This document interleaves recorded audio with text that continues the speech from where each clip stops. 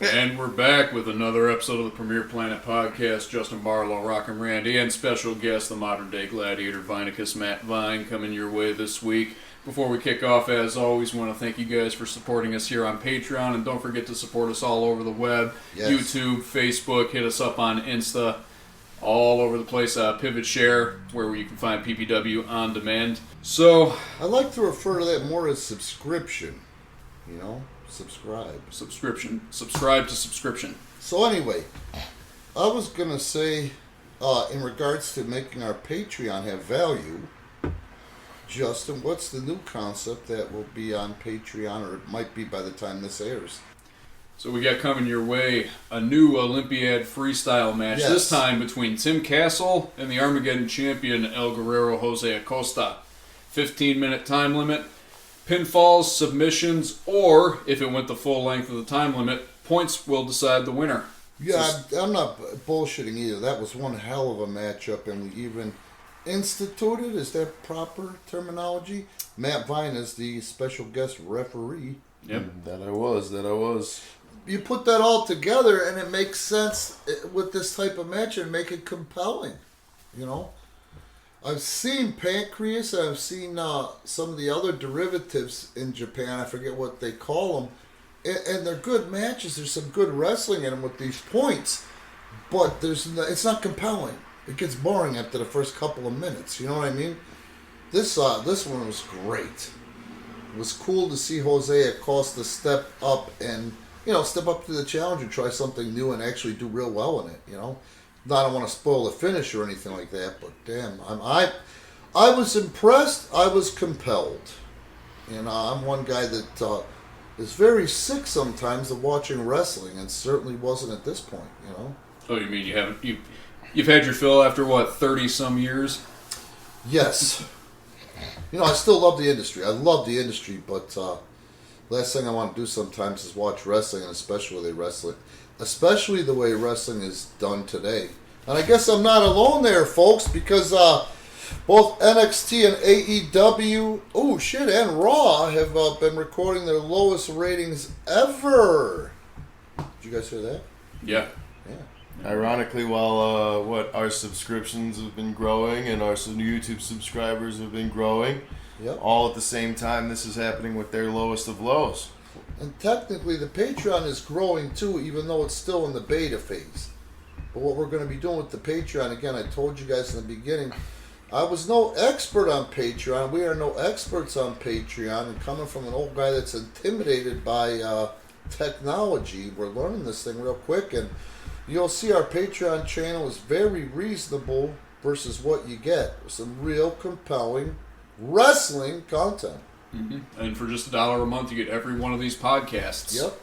And they're weekly. So for $1 a month, you get 4 to 5 podcasts in their entirety, ad-free every week. Can't beat that. Exactly. You know, so we never go into this thing with a dead set plan or script, because they say people can see through bullshit today, and I really agree with that fact, you know. So something I want to talk about is just mention, I don't know how far depth we have to go about it, or go with it, but Adam Pearce. Do you guys know who Adam Pearce is? Mm-hmm. I do. NXT, is he the head trainer or just a trainer? I was hoping one of you guys could figure it out. Could somebody go to Google? I think he's an agent. He's an agent, yes. He's an agent for NXT. What's his title? Someone Google it? I got you. Hold on. Anyway, Adam Pearce, he's a former NWA champion. Producer! I'm sorry. Producer. When NWA, meant more than it does today. No offense to Billy Corgan, but it doesn't mean that much today. And he was a guy, gave his... he gave me a little credit this week, so I think it's his 20-somethingth anniversary in the industry. And he gave me just a shout-out today. Or this week. Or over the weekend. For training him, getting him to start in the industry. So I thought that was pretty cool. You guys don't seem to give a rat's ass, but maybe some of you people listening that are wrestling fans that know more about it, that's okay. I appreciate it, Adam. And congratulations on where you are now. So while I was busy not giving a shit, I was actually thinking back to a few years ago when he he was interviewed by WWE.com, and he actually gave you a shout out on there Yeah, too. and while I was busy not giving a shit, I was standing right next to him like in November saying, hey, you remember Randy Ritchie and all? He goes, yes, please tell him I miss him and I love him. But, you know, we don't give a shit. Yeah. So it wasn't so much that you were no-selling, you were just in awe. We were just in shock and awe. We were at a loss of words. Shock and awe at my presence. Yes. Yeah. As it should be. So, Matt Vine, like I say, I appreciate the shout-out. It's kind of weird. Pearce's list starts getting longer and longer, in my opinion, with some questionable folks that he shouts out to. And I don't mean no offense by it. He would say the same shit. But, what was I going to say? Well, he probably should. I don't care about that. Politically, you probably should mention those people. No, not one of them. One was a real dirtbag. But anyway, what was I going to say? Where was I before that? Talking about the shout outs, Adam Pearce's questionable shout outs to other people. Yeah, and no big deal. I'm not going to name anyone or bury him, you know. I think I really helped that young guy who was a good person. I met his family, great people. I kind of man crush on his dad. His dad's a great big guy, and he's a guy's guy that's overcome some demons, and I think is a tremendous father and husband, you know. I can't imagine what kind of grandfather he is, because he was a real good father to Adam and his brother, you know, after he fixed some demons. But he was a good kid with a good mind, and at 19 years old you could kind of tell he had a knack for not only the in-ring but the outside of the ring politics, you know. So I kind of helped groom that by baptism by fire, you know, and sending him off into something that he didn't think he was equipped for, and giving him some specific direction that he took and listened real well, and it obviously boded well for him. Fine. Baptism by fire. Since you've been in the industry, specifically Premier Pro Wrestling, can you think of any baptism by fire instances that you've been in? Your Random Fandoms. What was that again, Vi? Could you please explain? Or Justin, or both? Well, Random Fandoms were the... This is a concept match. It's not only a concept match, it's a great way to introduce a guy, get his feet wet, and just going out there and not even knowing who his opponent is legit. Justin puts names of people's in a hat. Yes. And he goes around to the fans. They pick out a name, and then that's one guy. They get introduced to the ring, and then they don't know who the other guy is. And Justin goes to another kid, hands out the same hat with whatever names remain in there. They pick out that name, and that's who his opponent is. Do you know why I incepted that concept? Because that's what you had to endure, wasn't it? Exactly.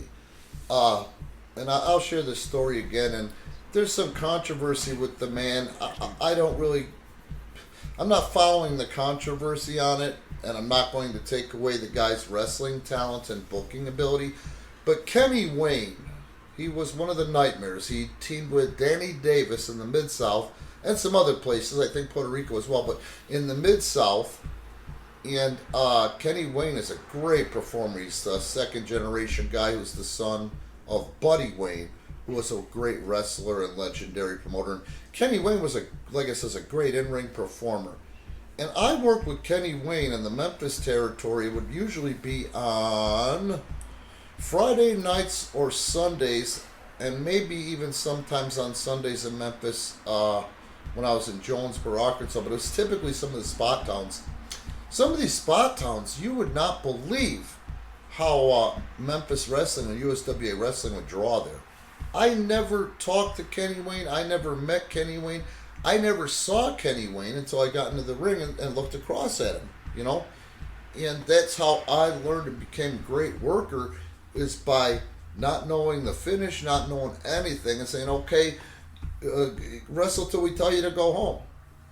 You know what I mean? So you do 20 minutes, 30 minutes with somebody that you never met. And that's how you got good. So I was trying to figure out how to train you guys, because, you know, Premier Pro Wrestling doesn't just teach you how to take the bumps and do some stupid drills and chop the shit out of you till you got broken blood vessels to tell you you're paying your dues, okay? Once I help you get in ring shape to take bumps and actually wrestle and actually learn to wrestle, now what I do is I book these guys, and the biggest part of the training is showing you how to perform in front of a crowd at our studio tapings, you know?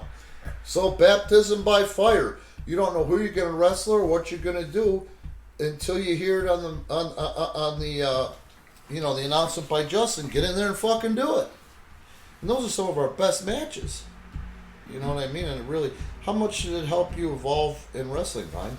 Well, I can say that I do things a lot different than every other wrestler out there right now, and that is by being very comfortable with not knowing anything going into a match compared to all these other guys who have to, play wrestler and pantomime everything before they wrestle.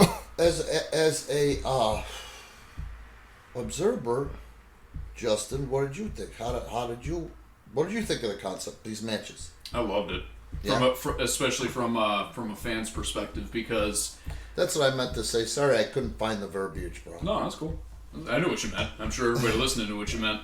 But and I mean this match. I mean, we're not lying. This match was real. These matches, the randomness of these matches, nothing was predetermined. No, there was no gimmick involved where we didn't have from fixed. like noon the day of to like go over the shit we were gonna do in the show. It was literally. What are you talking about? Like, you didn't know who you were going to wrestle? Yeah. Okay. You know, like from noon the day of, like, hey, you're wrestling him. No. Well, okay. You didn't know shit. Okay, so now that you've made your point as a performer, Justin's made his point as a fan. And I made my point as the guy that incepted it. Now, let's go ahead and talk about this. And I'm the jagoff, whatever. I don't give a shit. No, it's not. This week... That was insane. Hold on, I'm not talking about you guys. You guys, no. This week, I watched a couple of matches on AEW. God bless you. Yeah, and this is going back to what Matt Vine just said. You can tell that the day before a taping, maybe even sooner, an email goes out to talent with the schedule of when you could go in the ring and practice your match for television. You could tell by watching. The guys, the girls. It's a shame to me to see that quality of wrestling that's actually warranting revenue or pay from TNT. And poor TNT doesn't even know they're paying for a pile of shit. You know? Sorry, it is what it is. Ring of Honor, same thing. No, wait, I didn't watch Ring of Honor this week. I watched Impact. Please forgive me. Now, I don't know anybody involved in Impact, and I don't care. Call me an asshole, but a spade is a spade. The same goddamn thing. They're operating in a studio similar to ours. They have a few more bells and whistles on their production value than we do. The match quality was the goddamn same. The same. So, well, hold on. The same as AEW. The same as AEW. Okay, you're not saying the same quality as ours. You're saying sorry. Okay. It was just. Right. What's my daughter doing right now in the other room? During this block, she's in the other room because of this coronavirus shit. She is choreographing or doing her dance class. They got a recital coming up. That is exactly what watching Impact and AEW is. And I watched more than one match to see if it was just that match. It wasn't just that match. The whole card, wasn't it? Exactly. Yeah. Now, I don't see how I'm going to be considered the jagoff, but I will in some instances for pointing out the obvious. You know, for pointing out the obvious. You know, I don't want anybody to fail. I'm not calling anybody out personally and whatever, but it's just sad to me. It's sad to me to see. I'm not going to say a name, but someone who's so minuscule and small and so not ready to be on television, the one that wrestles in what appears to be male Uggs, getting a payoff and money exchanging hands between the network, Well, my guys who can wrestle their ass off and look the part without any steroids, are still working their ass off. It's a shame to see the money burned, Mm-hmm. Thoughts on what I just said, fellas? I see AEW going down the same road that Impact did when the Carters took over. And WCW prior. Mm-hmm. Well, I was saying, that was actually, right before you were getting on that subject, that was one of the reasons why you incepted your Random Fandom in the first place. You were pissed that guys needed to, at that point, guys still needed to, talk over legitimately everything. And then you were pissed too because some of the guys would show up at if the show was at 7:30, they wouldn't show up till 6:45. We had one guy who showed up 5 minutes before the bell was, and he was involved in 3 things that night. Yeah, I'm sure you remember who that was, and I won't name names, but he was on a constant tear of showing up. Well, I don't want to lift the curtain too damn much or bury our own talent. He's not even there anymore. Okay, good. You know what I mean? He's not even there. Okay. Or here. Fuck him then. No, I'm just kidding. No, but that's one of the reasons why you incepted that shit. You're like, fuck this. I'm sick and tired of all this stuff, and it doesn't get over in the first place. Yeah, and I don't know I don't know if I'm not naming names on this one just because it's not good nor bad. I just don't know if this person wants me to name his name. But Ric Flair was at a convention or a conference for this guy's real job, or this guy's job, a business conference for social media. Rick did a personal appearance for one of the companies, and he got a chance to go and talk to Rick, because, these fucking things are boring. You're sitting in these big rooms and whatever. There's not much to do, you know what I mean? But it's nice for these guys to get out, and they all are kind of looking at the door and watching their watch, waiting to get out of there, because they usually have that shit in Vegas where there's a whole hell of a lot to do. But anyway, he went up to Flair and told him that concept of the Random Fandom, and the guy legitimately, Ric Flair, lost his mind for the concept, doing that shit in 2019, 2020. You know what I mean? That's the goal. How are you going to get good? Anybody can go out there and pretend. You know what I mean? Right. Anybody can go out there and pretend. But And look at how low everything is. We're taping crowdless now too. Watch our stuff compared to the big money stuff with hundreds of thousands, in some cases millions of dollars on the line. The actual in-ring compared to our in-ring. You know what I'm saying, fellas? Mm-hmm. Mm-hmm. Swinging back to the Random Fandom, I just remembered, not long after that was incepted for us, I was on Facebook or Twitter one day, and I saw that another area promotion that will remain nameless had a concept that I can't even remember what it was dubbed, but I'm reading the description. It was the same exact concept as the Random Fandom. Yeah. Now, it's bad enough, it's bad enough, people are stealing concepts from other people, let alone it being us. And I mean, people say, maybe they just came up with it on their own. The timing was just way too close. Well, it always happens. And Vine, how many times have you heard me say, somebody's going to try to steal this one? Just remember, for the record books, it was my idea first. How many times have you seen that happen? I don't think I can count that high. I would hate to even watch something like that for one match, because they don't know how the fuck to do it. Well, the silver lining on that, and the comedic part of it, is that was the only time I saw it announced for that particular promotion's card. So I'm guessing they tried it out. It was shit. Yeah. And they decided never to try it again because their guys weren't up to it. Yeah, it's ridiculous. But mark my words, timing is going to be everything on this, but our talent roster and the marbles I have left are going to make for a great combination.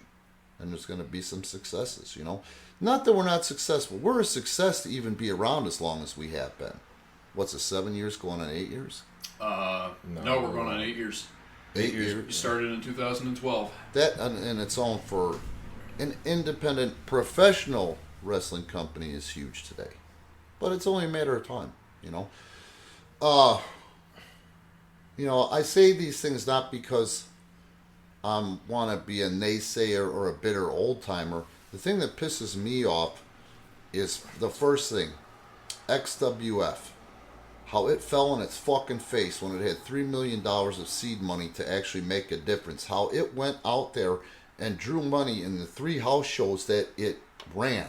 It even did well in Milwaukee. It oversold the Hammond Civic Center? Yeah. That sounds right. Oversold the Hammond Civic Center and did outstanding right after. I mean, I'm not bullshitting you. I pulled up with the Ring right during the Green Bay Packers game, and it drew anyway in the Brown Arena. I think it was the Brown Arena, right in the across the parking lot from the goddamn Packers on a fucking Sunday. And they all thought they were going to do great. They got back to the office in Florida that Monday, and they thought they were going to get all these accolades from the investor. And then they all learned, the investor came and said, okay, we're done. We're closing shop. What? But we did so good. Do you know how much money the guy spent that they misspent? You know, playing games, taking care of their friends, and the same kind of bullshit? They did great on the first. They burned $3 million to do a taping and then 3 house shows. $3 million fucking dollars. You know what I'm saying? Yeah. That actually drew and did money. My friend had a heart attack over that bullshit. A legendary promoter named Mike Lima. He was from Palatine area, northwest suburbs. He lived in Inverness. Him and legendary promoter Barry Fox were awesome promoters. They first started out promoting for Vince. They learned how to get Vince, WWF then, exclusive deals on their venues, i.e. the Rosemont Horizon. WWE used to run at the UIC Pavilion. You guys been to the Pavilion? No. Fine? No, not before it changed. It's not fucking optimum. It certainly wasn't optimum because it's a shitty neighborhood, and I think it still is. You know what I mean? Even though it's University of Illinois Pavilion, it's a shitty neighborhood. You know what I mean? So you got to watch it. And then when they started running at the Horizon, which is what, Allstate Arena now? Yeah, it's Allstate now.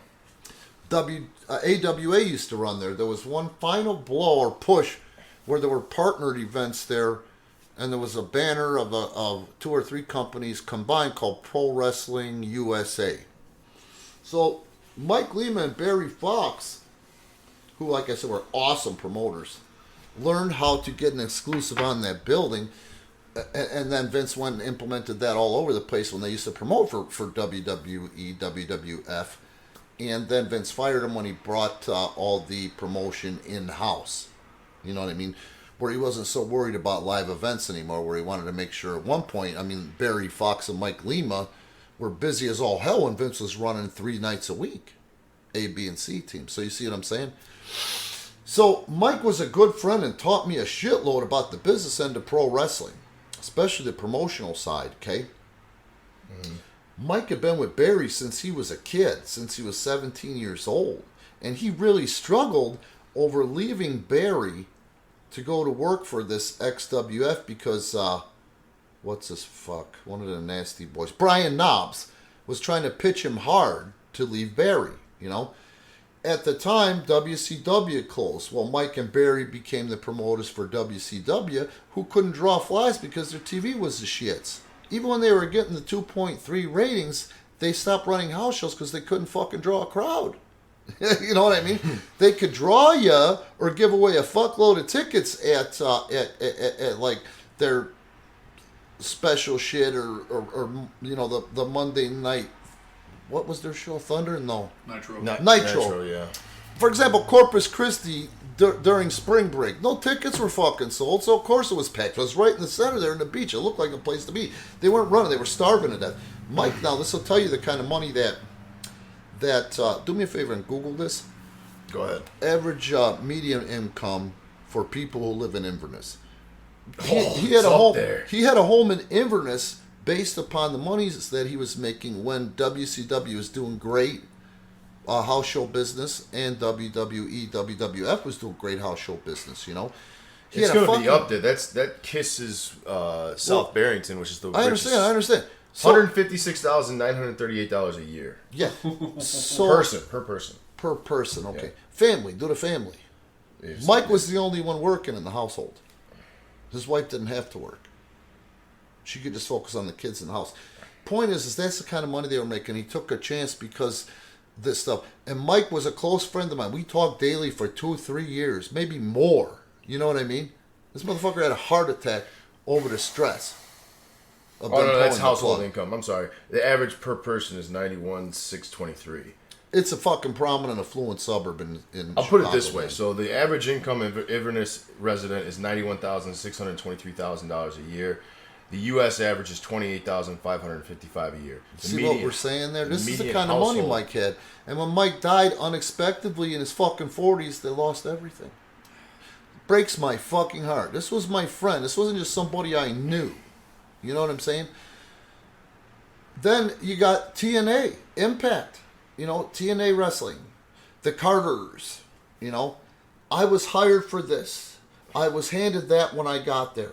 I stayed there and worked my ass off under the guise of building a viable alternative for so many young talents and talented people in production, and the fucking fans. And we had it going on.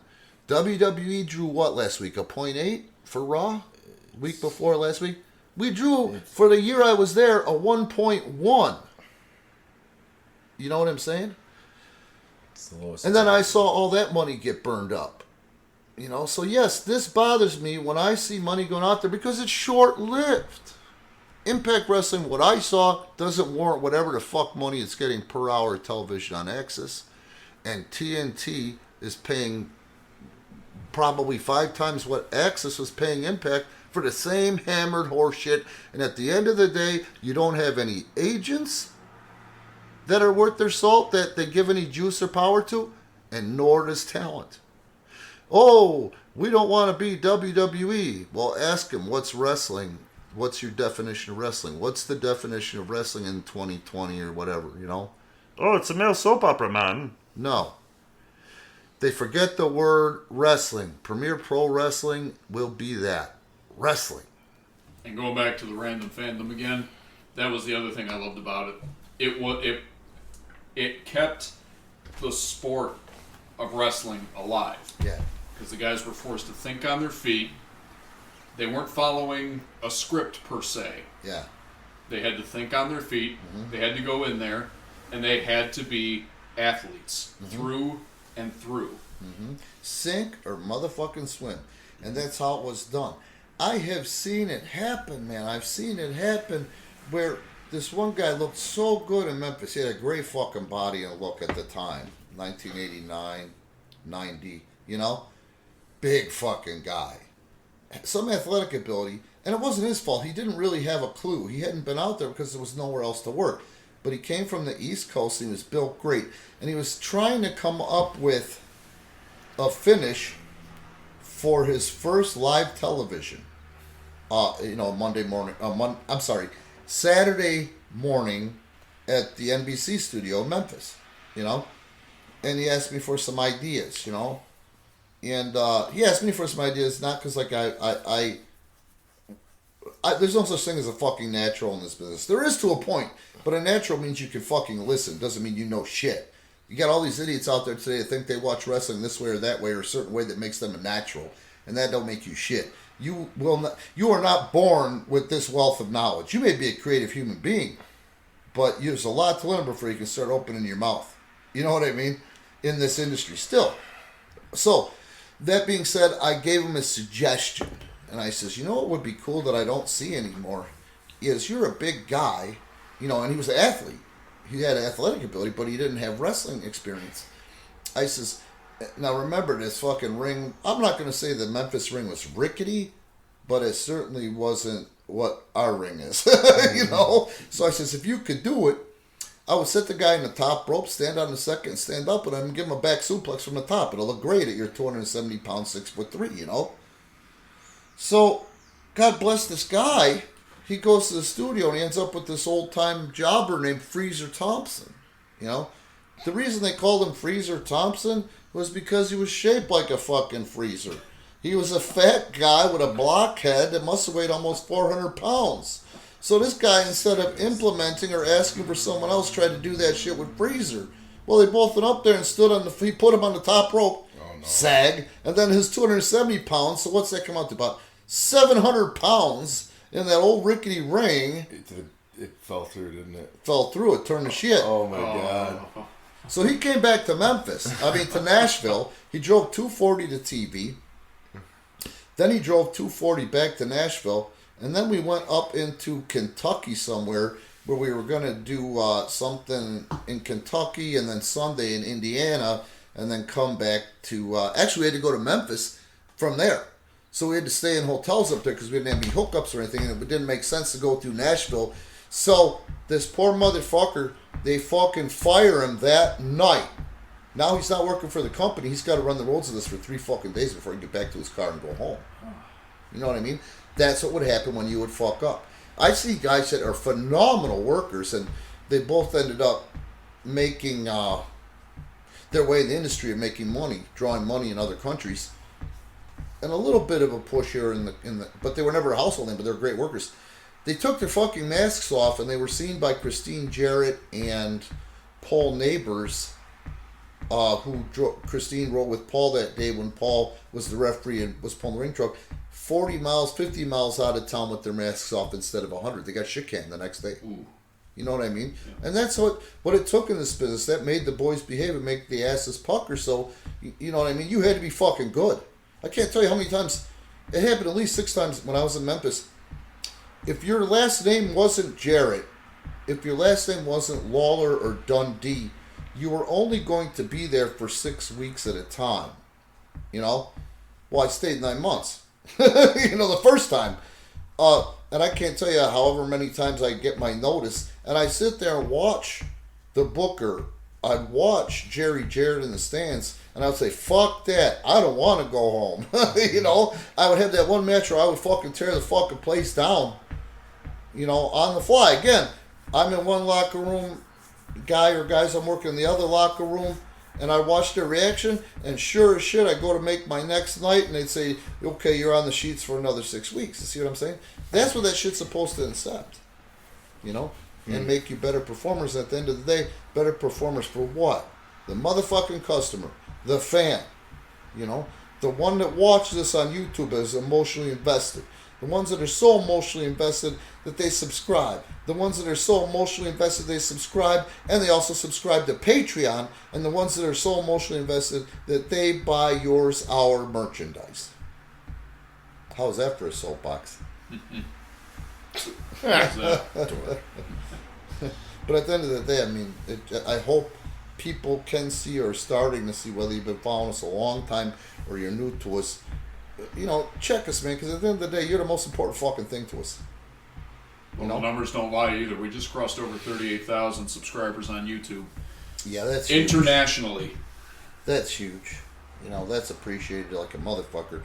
And I see in some of the countries where I don't know anymore. I haven't, checked this for a while, but I knew that the Hindi-speaking countries, which I don't know exactly what that encompasses, are huge.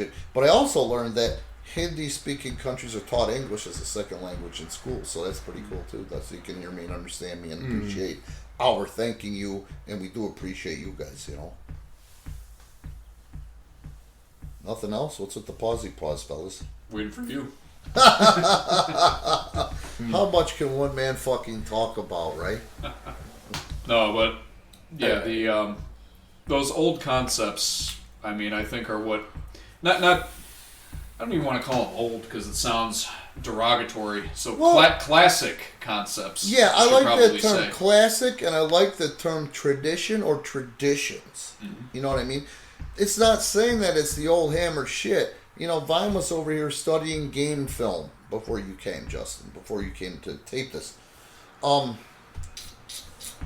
And the point I'm trying to make is that we were watching these guys work, and it was some footage, some great quality footage from 1982, 3?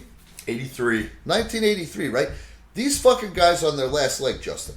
They're working the undercard of a huge NWA event. This building had to have 10,000 people in it.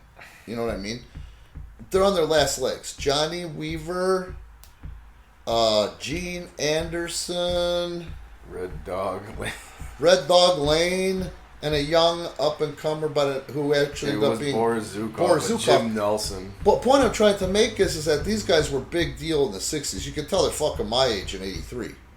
You know what I mean? They might even have been big deals in the 50s. I think Johnny Weaver was, if you wanted to Google it. But anyway, even then in 83, they were taking things that they did in 60 whatever the fuck, and they fast forwarded it and made that same shit apply 20 years in advance. So that's what we're doing right now. You know what I mean? We're taking the traditions, the tradition, and then fast forwarding it to fit into pop culture. So it's not boring. You know what I mean? And people pop, man, they see it. Fans pop. I see them in person. I see them online. Because they've never seen that before. You know what I mean? So you take an original traditional idea and you morph it and you mold it. It's like a bass, Look at how the bass has in music, how the bass has evolved. It used to be you were the bass player because you weren't good enough to play guitar. Exactly. Is you ain't my baby. I mean, that's probably from 1930s. Speaking of classics. Yeah, that's probably from the 1930s. Fast forward to who's the biggest hip hop star today?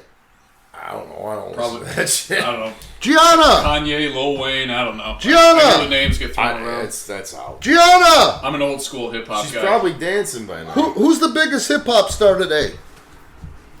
Who's the most well-known hip hop star? Oh, all the trashy ones like Post Malone. Well, I don't give a fuck who it is. Wasn't he that character from The Office? I don't know. He smells though. All right. Thank you, Gianna. You're humble and reliable. Get the fuck out. You're very welcome. So, so I don't care if you're Lil Wayne or who. Post Malone. Post Malone. Malone. Malone. The Italian boy? No, I don't think so. He's a So smelly anyway, son of a bitch, though. So listen to what I'm saying. Look at the evolution of bass.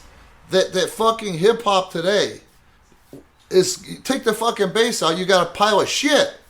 But you take the 1930s, for example, and probably earlier. Is you ain't my baby. The bass is still in the fucking music, but we've evolved it. You know what I'm saying? And that's what we do. Mm-hmm. You know? Steve Harris of Iron Maiden. Those galloping lines, that's what that band's known for. The bass. Mm-hmm. You know? But do you think that's a good, accurate comparison? Well, just to expand on that a little bit, it's like when you say you evolve it, it's kind of like even with wrestling guys themselves, like, some guys have their idols and that they want to like put their respects to and try to be like a little bit, but they don't want to be that person. You know, like I don't want to be like Rick Rude or Randy Orton or no, because there already was one. Exactly. You don't want to be exactly. Well, I'll take little bits. Well, Randy Orton. like here's an example, real fast, and please hold on to that thought. Yeah. When I'm the type of guy that once I got the new regime at World Wrestling Entertainment's attention, I says, you know what? In lay terms, directly, what exactly are you looking for?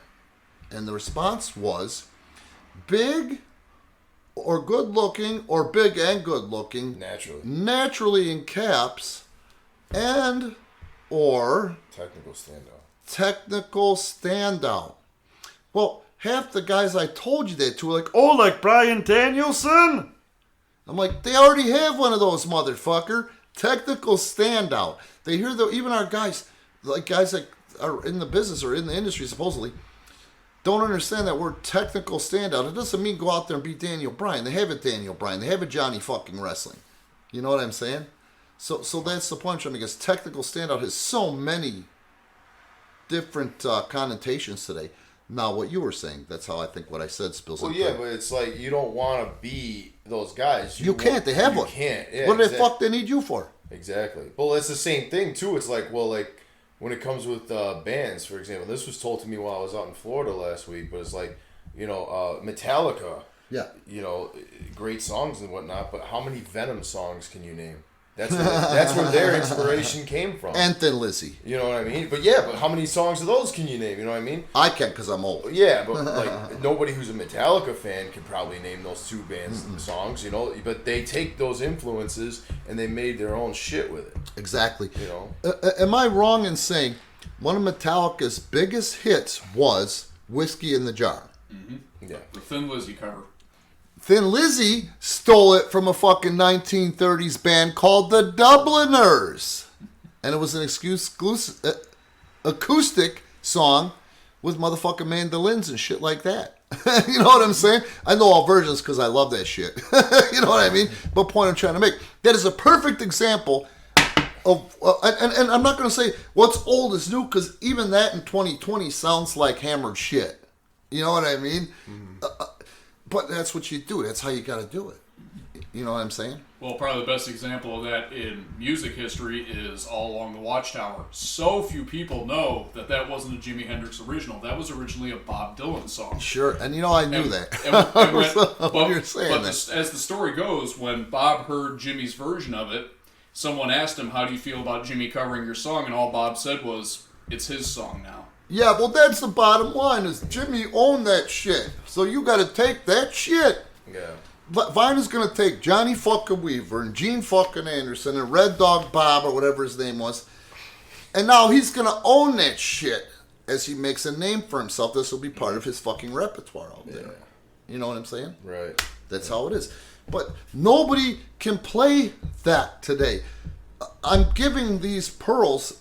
And to you fans, I think you appreciate it and love it. And that's the intention. But in the same token, some indie tards, I'm going to say it, indie tards are hearing this. Technically, I'm committing a sin by risking casting my pearls before swine. You know? But they still don't get it. You know? They still are not going to get it. Which is great because that puts us in the catbird seat if we have the emotional endurance. They'll never get it, too. And the fact of the matter is like, you look at them trying to emulate this, not something to prove, which is another concept that you've done, but not nearly as implementative as the Random Fandom, where they can't even do it right because they don't know how. No. And they're probably gimmicked that to shit, let's be honest. Yeah. But look how many other concept matches that there are. You got one for at least a month and a half's worth of taping. You got Armageddon Gauntlet. Yep. You got a heavyweight title, which is 2 out of 3 falls. Yep. You got the Triple Threat Championship, which also has that added over the top rope. Right, which is an old way to win. Yeah, old way to win. No, that's not. Oh, well, I guess it is, but not in a triple threat. Not in a triple threat. Oh, I don't know. I don't remember how that went. And the thing is, though, if you throw somebody over the top rope in the old days, you are disqualified. Yeah, you were disqualified. If you throw somebody over the top rope in that motherfucker, you win. Right. Okay, yeah, that's true. You know? So you have those three. You have the Heavyweight Championship, you have the Armageddon Championship, you have the Triple Threat Championship, you have the Tag Team titles, you have the... What was it? Iron Man. King of the Iron Man. And now you have this point-stipulated Olympiad match. Got the Japanese Battle Royal, the old Japan-style Battle Royal. When we get to running fully again, that'll probably make a comeback. Yep. You had the King Kong Bundy tournament. Oh, I love that. What was that one, Justin? You say it so you get a chance to talk.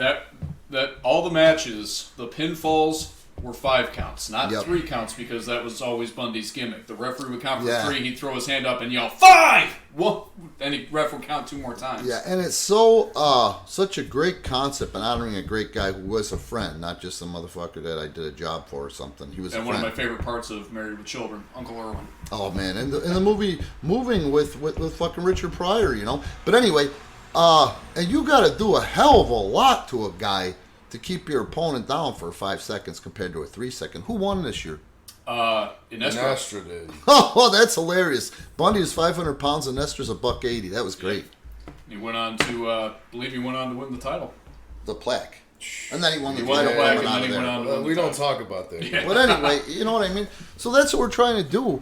And I think that, you know, with a few more bells and whistles and some money behind us, this is another reason to sponsor us, because we can keep this stuff coming. We can also keep evolving these ideas and put the production value into them that you guys deserve that we are proving that we're capable of doing. You know what I mean? To make you appreciate it more. And that's another reason to not beg, but ask and also say why it makes sense to sponsor us in any of the ways, especially Patreon. I think Patreon's going to take off. I just think Patreon is a very different concept to the wrestling fan compared to other forms of entertainment like art, music, and Video games, my God. Patreon. And social media.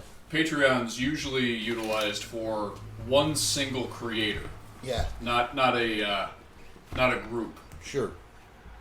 So to have a company on there rather than an individual is a little bit of a foreign concept to people, I think. But I think they're going to get behind it, and I think they are getting behind it. And I know we're holding up our end by offering the concept matches. What are the concept matches exclusive to Patreon now? Exclusive to Patreon, we have the Olympiad Freestyle. I think that's the only Patreon Olympiad Freestyle and the King of the King of the Iron Man. You're right. So what is the You have 10 concept matches now that I was sitting here thinking about it. Because we forgot to talk about that 7-7 match. Okay, but first let's talk about this Patreon, and then we'll go on to that. The two exclusive to Patreon are King of the Iron Man. Yeah.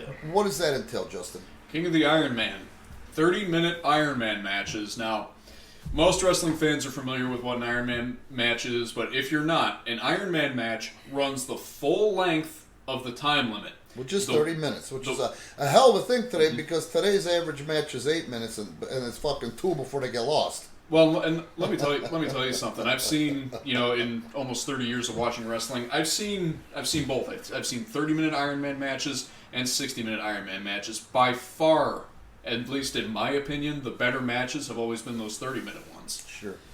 But winner is decided by whoever can score the most falls within that 30 minutes. Yep. And again, exclusive to people who sponsor us on Patreon. And then the other one.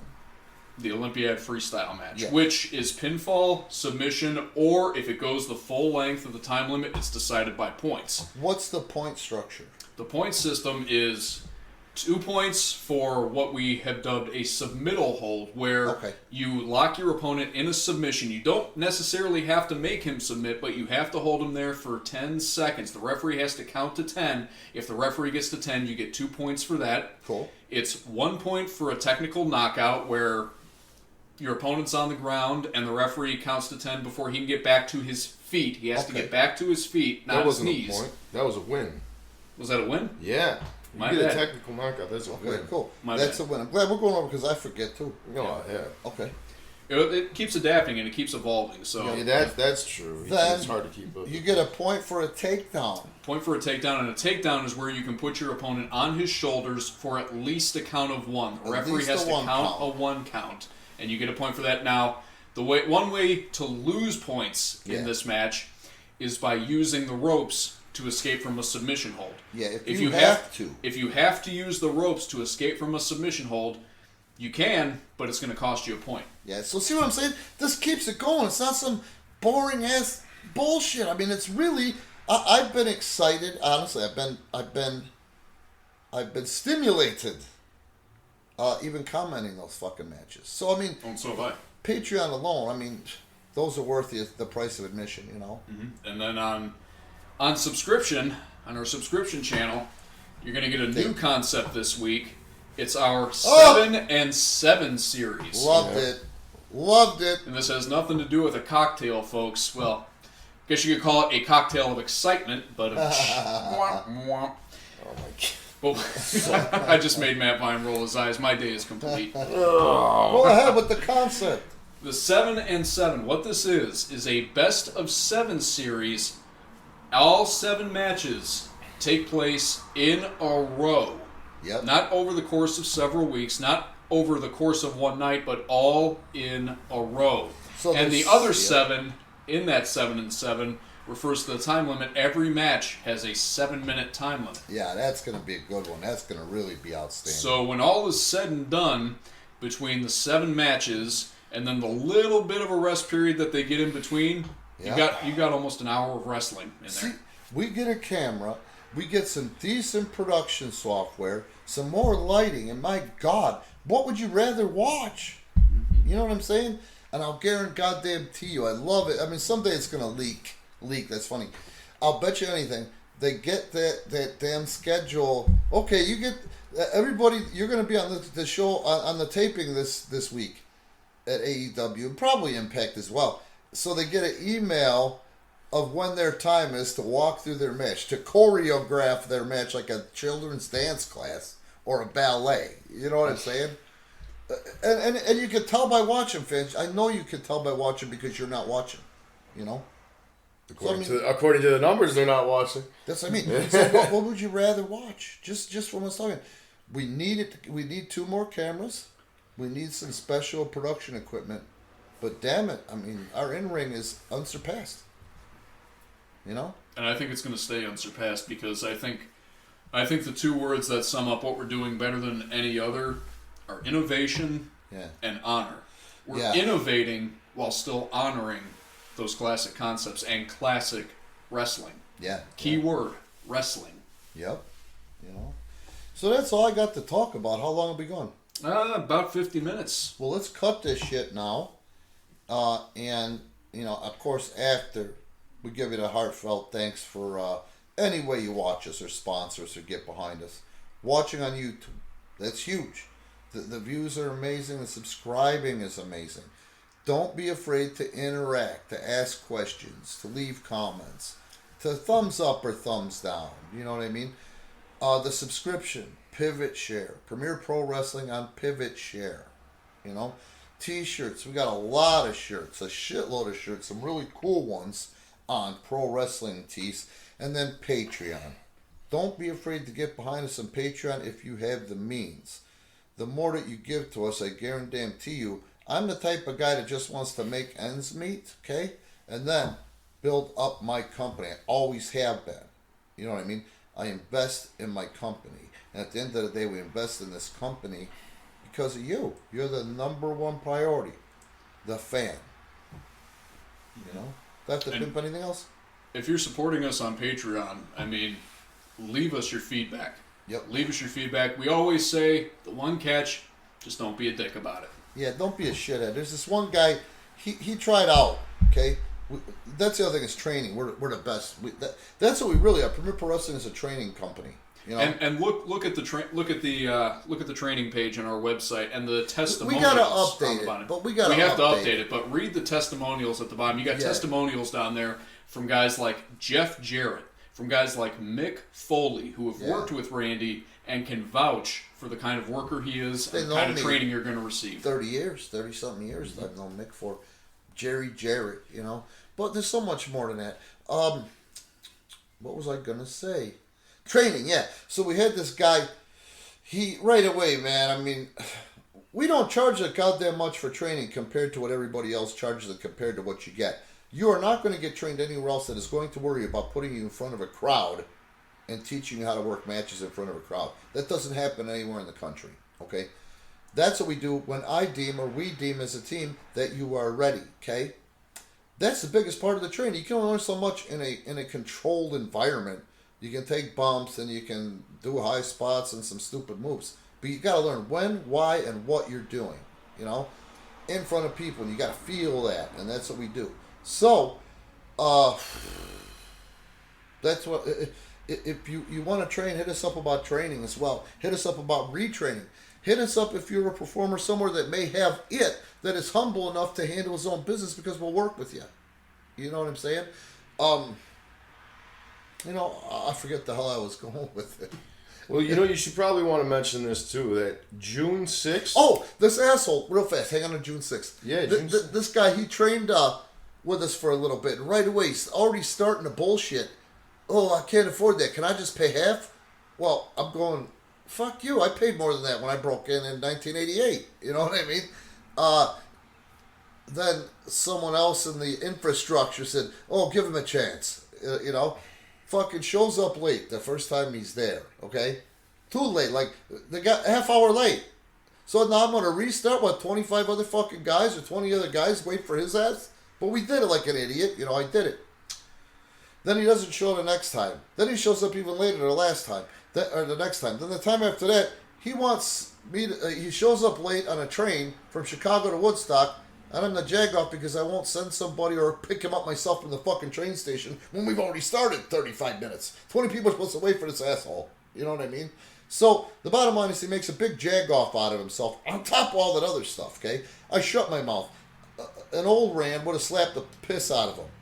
You know what I mean? Not chopped him like you're paying dues. Like, stop being a fucking asshole. You know what I'm saying? But Rand is old now, and Rand can't promote that stuff in 2020. So, because he couldn't make it, and he got his 3 strikes, and he's out. I don't need his fucking training money that bad to bring down everybody else. You know what I'm saying? It's not fair, you know? He goes on to our social media and tries to fucking say stupid shit, but that's the whole thing. That's why he's blocked, but, you know, that's what just means by don't be an asshole. It is not on me or anybody else at Premier Pro Wrestling because you couldn't cut it. And we do one hell of a job making it as simple as possible, too, you know? Mm-hmm. So go ahead about the 6th. Well, I just thought you guys might want to mention that on June 6th, we are reopening the doors. Oh, God. We'll go over that next week, the whole thing I did to try to get that going. It's a tentative plan. We don't know what... tentative my ass. We don't know what JB the Hutt is going to try and pull down there in Springfield. Nah, we're doing it. We're doing it. We're going to tape on June 6th. We're going back to taping with a crowd. We're going to adhere to whatever the hell guidelines. But, you know, my intention was to do this by June 1st. It'll be 2 weeks. Well, I was asked by politicians to wait till the 1st. So, I waited. I did what I was supposed to do. We stayed shut down for the 2 months. It's enough. You know? Yeah. You got the bubonic plague out there. You got a flu going on. Yeah, exactly. Yeah, but sooner or later we're going to have to accept the fact that we're going to have to start developing some sort of herd immunity. Oh God, I didn't want to get into that. Yeah, there's no way to win that fight. I think there's two podcasts in that alone. Jesus. Oh, and it's nothing I want to touch because I just don't have the energy.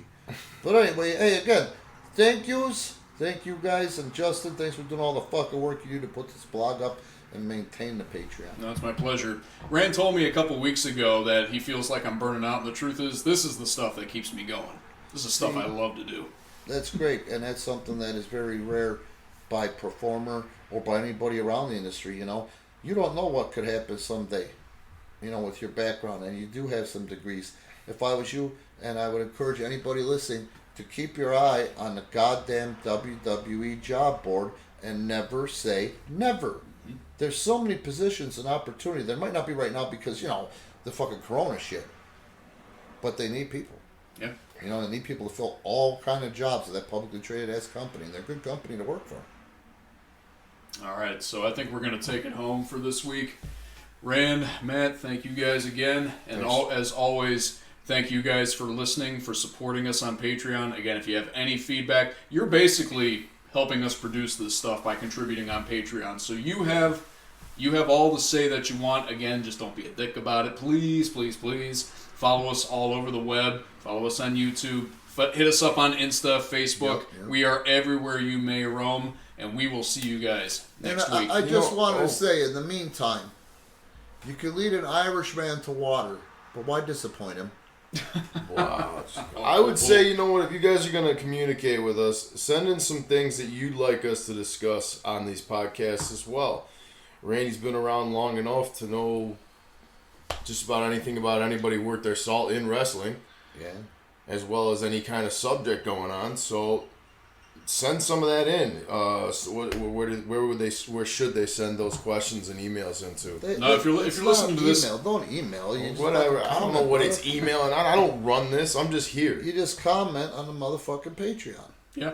If you're on Patreon, you can like, you can comment, same way and you do believe on me, all the you're other on our social media. Patreon. You've earned your right to fucking comment. Yeah, and let us know. You know, if you want to pick the gray matter that Rand has up there after 30 plus years in the business. He downplays that so much. He's got a lot more than he. Dude, just what I did. I didn't even tell you what I did today. If I could pull this off, I'm going to have bragging rights like a motherfucker between myself, World Wrestling Entertainment, and another internationally based company. I'll tell you after we're done. Okay. And you know, most of these concepts, they come to him. I think he calls it the triple S: shower, shit, and shave. Yes, I usually get the idea on the shitter or in the shower, and then between that is when I start to evolve them and figure out how to make them work out. All right, for the love of God, we said goodbye for how many times now? Well, hey, can we really tell these people that we appreciate them too many times? Because we do. Really, that's what we're saying. Yeah. So we'll see you folks next week. Thanks for tuning in, and stay tuned.